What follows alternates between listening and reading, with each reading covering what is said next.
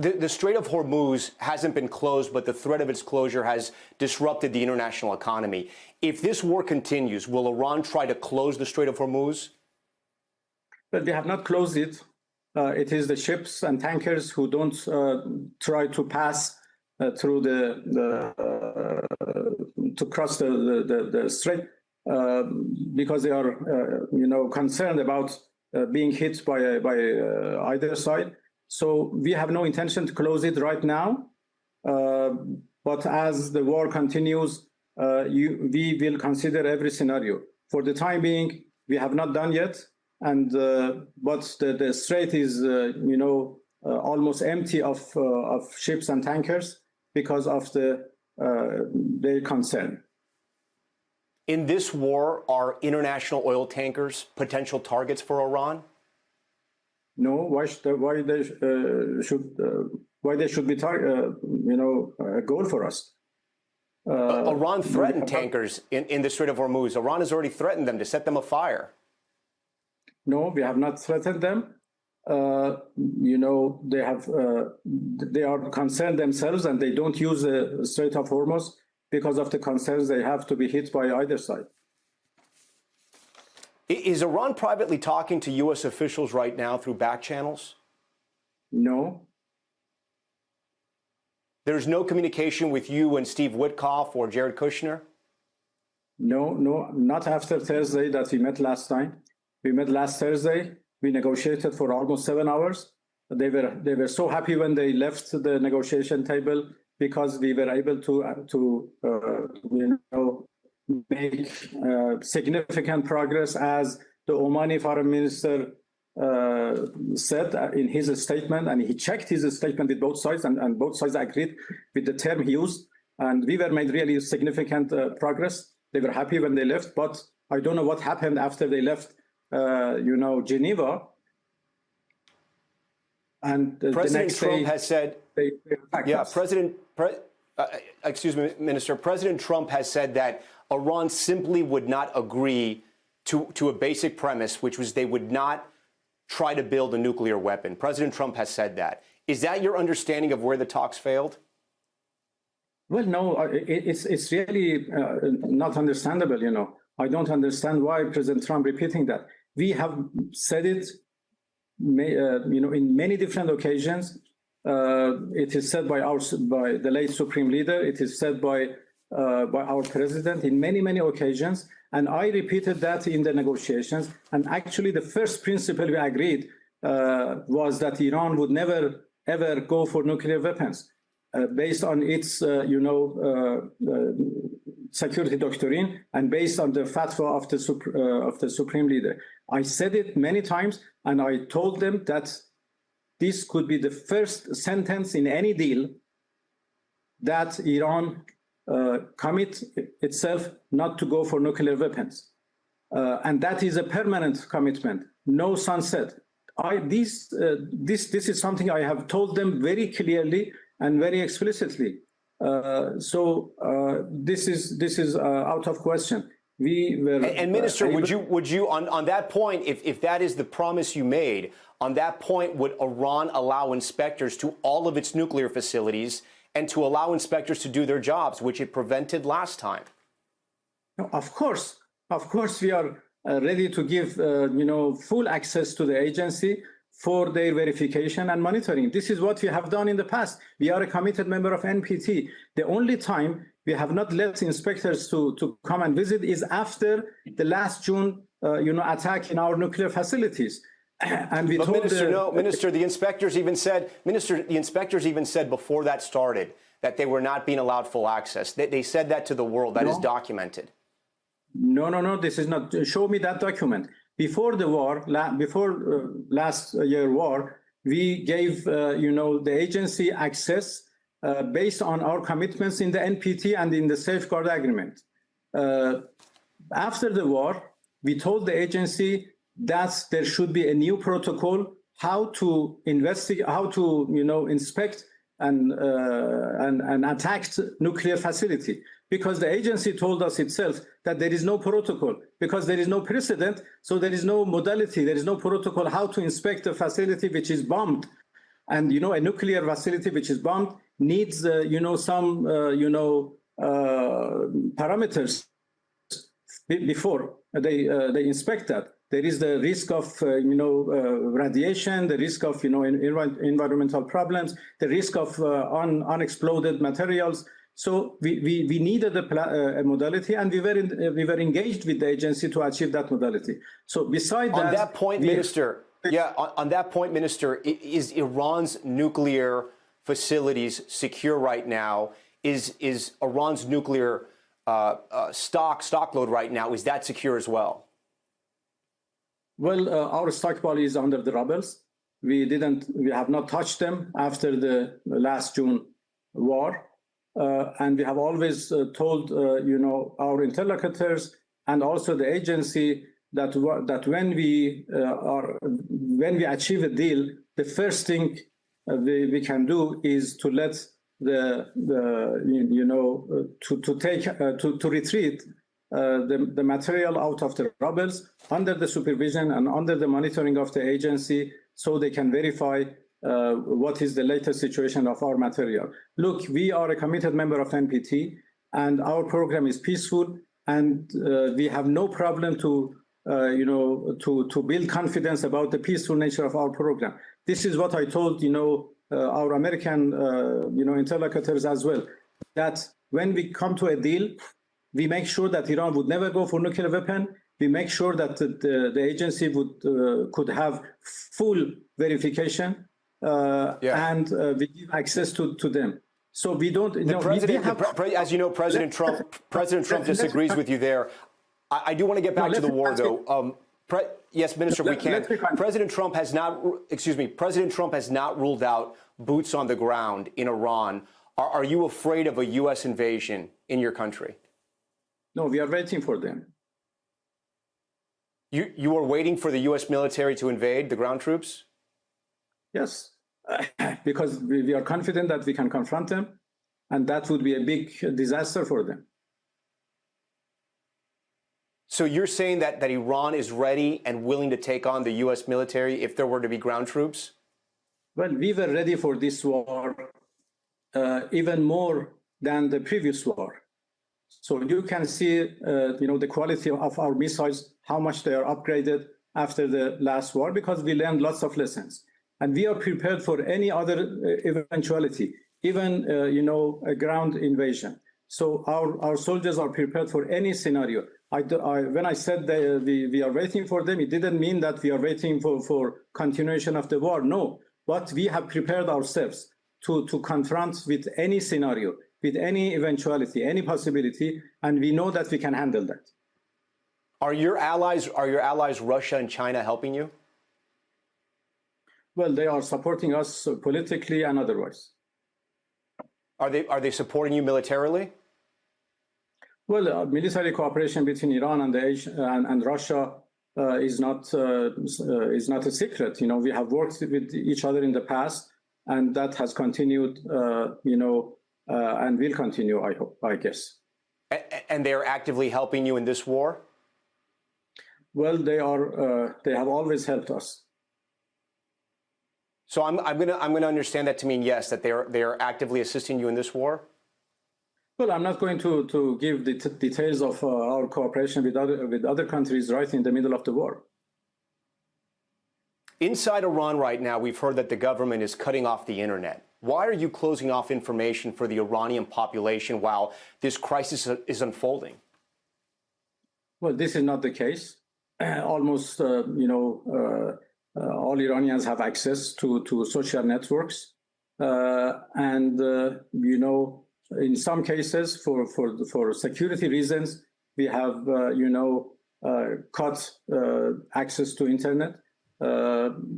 Please do not forget that we are in the middle of a war, a very extensive war, and war has its own rules and procedures. But why cut off communication when people in your country maybe need information to get to safety? Well, communication is not cut. All social networks are working here, and people are connected. As I said, sometimes because of security reasons, in order to protect our people and protect our facilities, we may cut access to internet. But as I said, we are in the middle of a war, and we have every right to exercise some limits in order to protect our interests. We know the people in Iran have gotten texts from the government saying not to go out on the streets. Are you afraid that the government will be overthrown? No, we haven't sent those messages. Of course, when there are the possibility of bombardments, the possibility of attacks by American or Israeli fighters, we ask people to remain in their shelters, to remain at their places, not to go to the dangerous sites. That is quite normal. Again, we are in war, and we have to be careful about the security of our people. You saw those massive protests. The world saw the protests as well. There were reports that tens of thousands, up to 42,000 Iranians were arrested, hundreds killed, even children imprisoned. Is Iran right now at a critical point, and is the government nervous that the end is near? Well, we are not nervous at all. We had 10 days of protests in early January. And then for 3 days from 8 to 10, we had terrorist operation, and we were able to handle that. We were able to take care of that, and it was finished and over. And since then, we have a very peaceful environment. Don't look at those gatherings or demonstrations outside of Iran, but inside of Iran, everything is in order.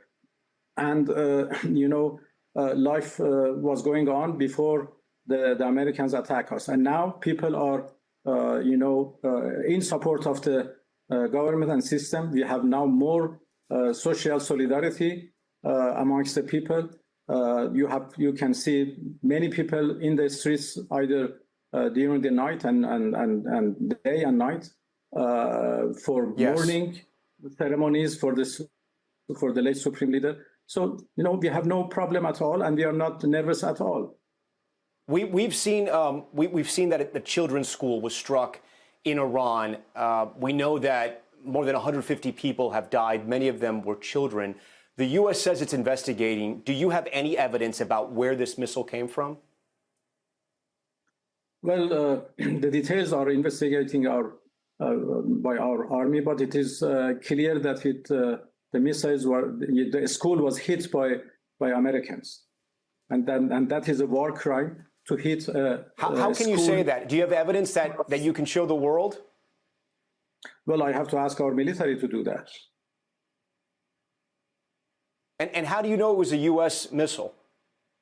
Well, this is what our military said. So it is either U.S. or Israel. What is the difference?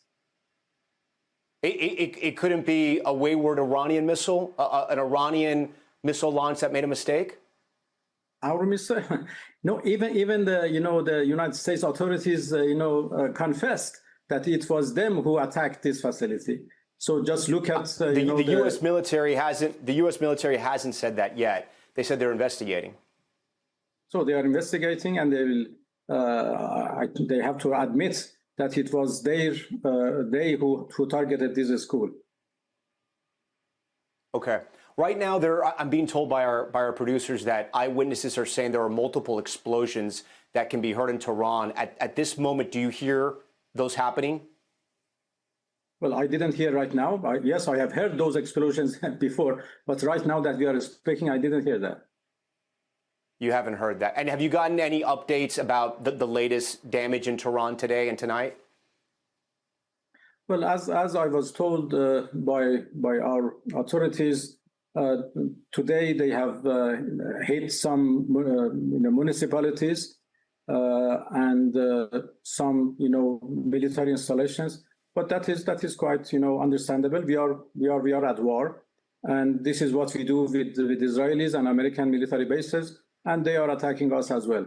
No, look, again, I have to emphasize, we are defending ourselves against the aggression by Americans and Israelis. That is the act of aggression against us. It is unwarranted, unprovoked, illegal, and unjustified. And what we are doing is absolutely legal and legitimate. As we sit here and talk, Minister, so much of Iran's leadership has been killed. Do you fear for your own life? Well, everybody may fear for his life in the time of war, but I am doing my job. I am doing my duty, and I would be honored if my blood is shed for the sake of my country. But for the time being, there is no fear of that. Well, we have we have taken enough measures to protect ourselves, and well, I am doing my duty to protect the interests of my country, and I will continue to do that. Can you confirm, is former President Mahmoud Ahmadinejad still alive? Well, to be honest with you, I don't have any exact information. I heard some rumors 3-4 days ago that he might have been,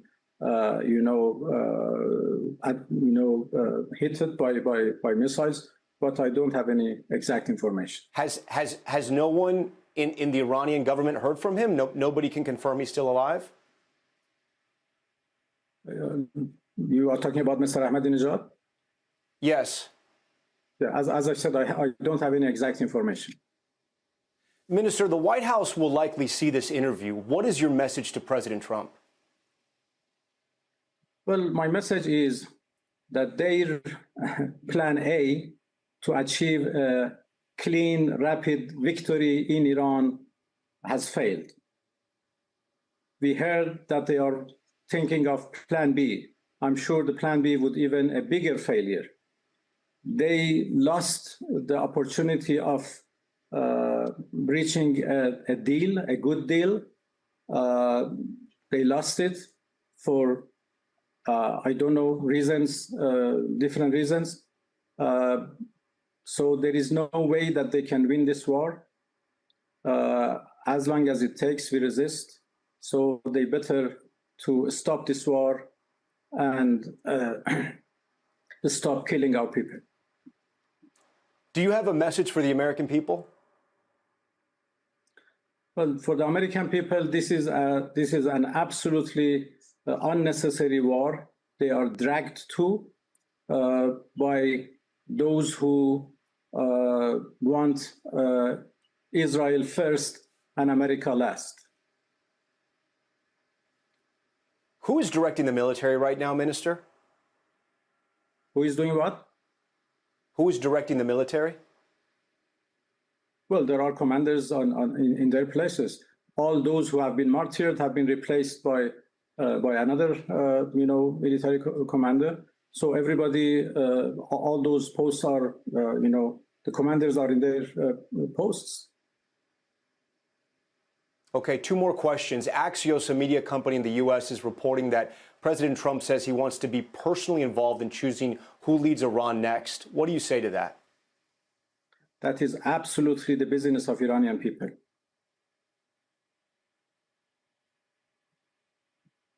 And nobody can interfere.